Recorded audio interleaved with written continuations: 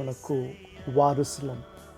పేతురు రాసిన మొదటి పత్రిక 3వ అధ్యాయం 9-10 చూసినట్టయితే అదే మనల్ని దేవుడు పిలిచిన పిలుపు అంటాడు.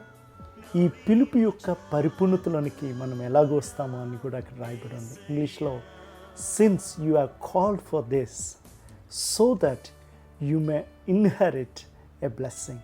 అందుకే ఆ వచనములు ఏమని రాయబడి ఉందంటే, కీడుకు ప్రతి కీడు చేయక, దూషణకు ప్రతి దూషణ చేయక, జీవమును ప్రేమించి మంచి దినములు చూడగోరువాడు. మరి చెడ్డ మాటలు పలుకుంటా మనము ఆశీర్వాదమును మాట్లాడాలి.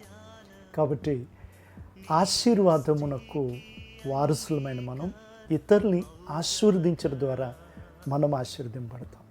ఆమేన్. Why don't we take a moment, right? ఇతరుల్ని ఆశీర్వదించడానికి ఒక ఫోన్ కాల్, ఒక మెసేజ్, రైట్?